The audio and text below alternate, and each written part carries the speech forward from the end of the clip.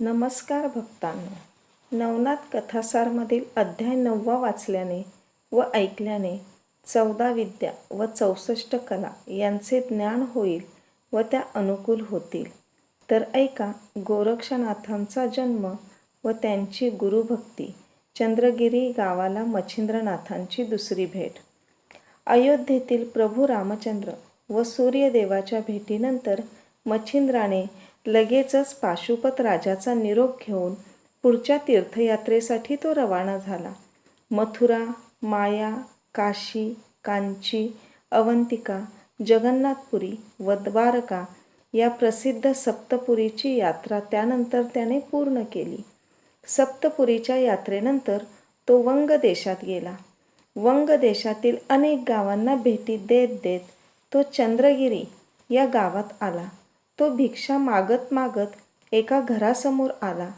तो परिसर त्याला ओळखीचा वाटू लागला. तेव्हा त्याला 12 वर्षापूर्वी आपण येथे येऊन गेल्याचे आठवले. त्याला तेव्हाची एक घटनाही लगेच आठवली. त्याच अंगणात तो आज होता. त्याने अलख निरंजनची गर्जना करून माई भिक्षा वाढा हो अशी साद घातली. अंगणात जोगी आल्याचे गृहिणीला त्या सादेवरून समजले. लगेच ती भिक्षेचे धान्य घेऊन बाहेर आली. तिला पाहताच मच्छिंद्राने लगेच ओळखले. मच्छिंद्राला तिचे व तिच्या नवऱ्याचे नाव माहीत असूनही त्याने त्या बाईला नाव, जात आदींबाबत माहिती विचारली. तेव्हा तिने, आम्ही गौड ब्राह्मण आहोत.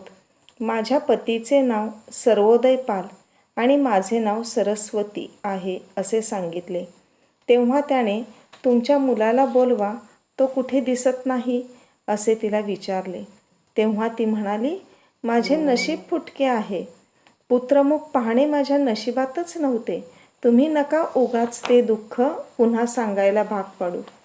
तत्क्षणी मच्छिंद्रनाथ म्हणाले, तू खोटं बोलत आहेस. पुत्र नाही असं होणं शक्यच नाही. मी 12 वर्षांपूर्वी मंत्रून दिलेले भस्म तू खाल्ले होते की नव्हते? ते खाल्ले असल्यास पुत्रप्राप्ती होणारच. माझे शब्द खोटे ठरणार नाहीत. त्याचे बोलणे ऐकून बाईला 12 वर्षांपूर्वीची घटना स्पष्टपणे आठवली. ती घाबरली. तिचा नवराही घरात नव्हता. तिच्या हातातले भिक्षेचे रिकामे पात्र थरथरू लागले.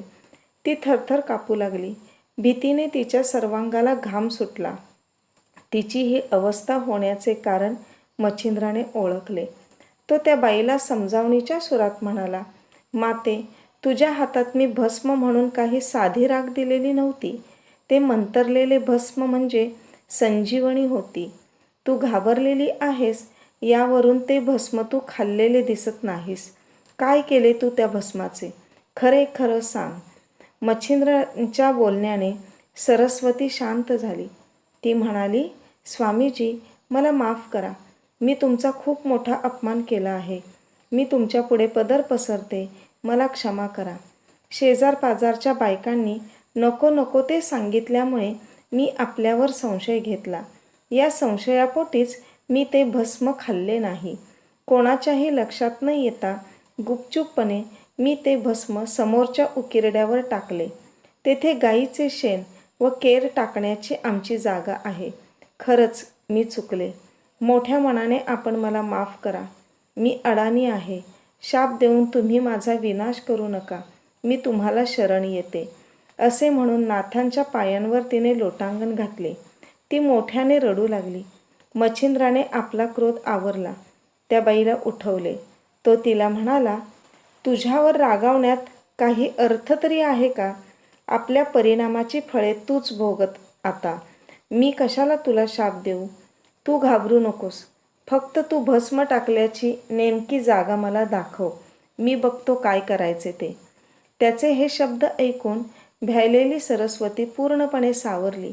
मच्छिंद्र शाप देणार नसल्यामुळे जीव तिचा भांड्यात पडला. तिने सांगितले, 12 वर्षात तो ढीग एकदाही दुसरीकडे कुठं हलविलेला नाही. त्यामुळेच तो एवढा मोठा झालेला आहे. त्यातच मी ते भस्म टाकलेले होते. मच्छिंद्रनाथ त्या बाईसह त्या उकिरड्याजवळ गेला. हरिनारायणाचा अवतार गोरक्षत होणार असल्याचे श्रीकृष्णाने सांगितल्याचे मच्छिंद्राला आठवले. तेव्हा उकिरड्याला उद्देशून मच्छिंद्र म्हणाला, बाळा गोरक्षा, आता उठ, बाहेर ये. 12 वर्ष या गोवऱ्यांखाली तू राहिलास. आता मी मच्छिंद्रनाथ तुला बोलावतो आहे, चल बाहेर ये. गोरक्षनाथांचा अवतार. मच्छिंद्राचे बोलणे ऐकून आश्चर्य घडले. त्या गोवऱ्यांच्या ढिगाखालून कुठून तरी आवाज आला, गुरुवर्य, तुम्ही मला बाहेर काढा. मी इथे 12 वर्षांपासून अडकून पडलो आहे. माझ्या डोक्यावर कितीतरी वजन आहे. मला एकट्याला यातून बाहेर पडणे शक्य नाही. कृपया आपणच मला बाहेर काढा ना. उकिरड्याखालून आलेल्या आवाजाने सरस्वती आश्चर्यचकित झाली. मच्छिंद्राने तिला टिकाव खोरे घेऊन येण्यास सांगितले. तिने घरात जाऊन तात्काळ ते आणले. मच्छिंद्राने राखेचा ढीग उपसायला सुरुवात केली. ते पाहून आजूबाजूचे लोकही जमले. काय चालले आहे हे सर्वप्रथम समजून घेतल्यानंतर त्यांनीही मच्छिंद्राला जमेल तशी मदत करायला सुरुवात केली. मच्छिंद्रनाथांनी हे काम खरं तर मंत्रबळाने क्षणात सहज केले असते, परंतु त्याला लोकांना आपल्या कार्यात सहभागी करून घ्यायचे होते आणि सर्वांना गोरक्षनाथाच्या जन्माची हकीकत लक्षात आणून द्यायची होती. सर्वांच्या प्रयत्नाने काही वेळातच तो राखेचा ढीग उपसला गेला. त्यातून एक बालक बाहेर आला. गोरक्षेखालून 12 वर्षांचा अत्यंत तेजस्वी बालक बाहेर आला. तो 12 वर्ष सिद्धासनावस्थेत बसलेला होता. त्याच्या मस्तकावर कुरळ्या केसांचा जटाभार होता. तो तापसवेश धारण केलेला बालक सौंदर्यवान होता. त्याला पाहताच जमलेले सर्वजण आश्चर्यचकित झाले. सरस्वती आपल्या कपाळावर हात मारून घेत आक्रोश करू लागली. आपल्या फुटक्या नशिबाचा, करंटेपणाचा ती उद्धार करू लागली. तेव्हा मच्छिंद्रनाथ तिच्याकडे पाहत म्हणाला, अजिबात रडू नकोस आणि माझ्या तोंडून शापवाणी बाहेर पडण्याच्या अगोदर इथून निघून जा. हा मुलगा तुझा नाहीच, तेव्हा कशासाठी रडतेस? हे ऐकून ती रडत रडतच घरात गेली. सर्व लोकांनाही खूप वाईट वाटले. मच्छिंद्रनाथांनी गोरक्षाला प्रणवाची योगदीक्षा दिली. त्याला आपल्याबरोबर घेतले आणि त्या दोघांनीही ताबडतोब ते गाव सोडले. अशा रीतीने हरिनारायणाचा गोरक्षनाथ रूपाने अवतार झाला. त्याने आता कविनारायणाचा म्हणजेच मच्छिंद्रनाथांचा शिष्य म्हणून आपल्या कार्याला सुरुवात केली. हे गुरुशिष्य जोडीने भिक्षा मागत मागत देशभरातील तीर्थयात्रा करू लागले. या त्यांच्या संचारात एकदा ते कनकगिरी नावाच्या गावी आले. दोघे जण गावातील वस्तीपासून थोडेसे दूर उतरले. मच्छिंद्रनाथांना खूप भूक लागलेली होती. तेव्हा त्यांनी गोरक्षनाथांना भिक्षा मागण्यासाठी गावात पाठवले. गोरक्षाची अलोट गुरुभक्ती. 12-13 वर्षांचा गोरक्ष झोळी घेऊन भिक्षेसाठी गावात गेला. तो सुरुवातीला ज्या घरी भिक्षा मागण्यासाठी गेला ते घर एका ब्राह्मणाचे होते. तिथे पितृश्राद्ध झालेले होते. त्या घराच्या अंगणातून त्याने जय अलख निरंजन, माई भिक्षा वाढा हो, अशी साद घातली. त्या घरातील ब्राह्मण स्त्री भिक्षा घेऊन बाहेर आली तर तिला 12-13 वर्षांचा तेजस्वी बालक अत्यंत विनम्रतेने भिक्षा मागत असल्याचे दिसले. तिला तो कोणीतरी श्रेष्ठ योगीच वाटला, म्हणून ती परत घरात गेली. तिने आपल्या घरातील षड्रसांनी युक्त असणारे सर्व प्रकारचे अन्न भरपूर प्रमाणात भिक्षा म्हणून अत्यंत भक्तिभावाने त्याला वाढले. हे अन्न आपल्या गुरुला व आपल्याला पुरेसे आहे असे त्याला वाटले, म्हणून इतर दुसऱ्या कोणत्याही ठिकाणी अधिक भिक्षा न मागता तो थेट आपले गुरु जेथे थांबले आहेत त्या ठिकाणी गेला. दोघांनीही ते अन्न संपवले. जेवताना ते त्या ब्राह्मण स्त्रीची व तिने बनविलेल्या सर्व पदार्थांची स्तुती करत होते. जेवल्यानंतर मच्छिंद्राने सहेतुपूर्वक गोरक्षाकडे दृष्टिक्षेप टाकला. गोरक्ष त्यामुळे साशंक झाला. त्याने मच्छिंद्रांना विचारले, गुरुजी, काही मनात असेल तर स्पष्टपणे सांगा, मनात काही ठेवू नका. तेव्हा मच्छिंद्र म्हणाले, गोरक्षा, वडे खूप चांगले झाले आहेत नाही? वडे आणखी असते तर किती बरे झाले असते. तृप्तीची ढेकर दिली असती. मच्छिंद्राच्या या मागणीचे गोरक्षाला आश्चर्य वाटले. कदाचित गुरुला आपली परीक्षा पाहायची असेल असे त्याला वाटले. तो लगेच उत्तरला, एवढंच ना गुरुजी, मी परत तेथून आणखी वडे घेऊन येतो. तो नुसते एवढं म्हणून थांबला नाही, तर झोळी घेऊन लगेच गेला देखील. तो थेट त्या ब्राह्मणाच्या घरी जाऊन भिक्षा मागू लागला. ती ब्राह्मण स्त्री बाहेर येताच तो म्हणाला, माई, माझ्या गुरुजींना आपल्या हातचे वडे खूप आवडलेत. ते त्यांना अजून खावेसे वाटले आहेत. म्हणून मी वडे मागण्यासाठी परत आलो आहे.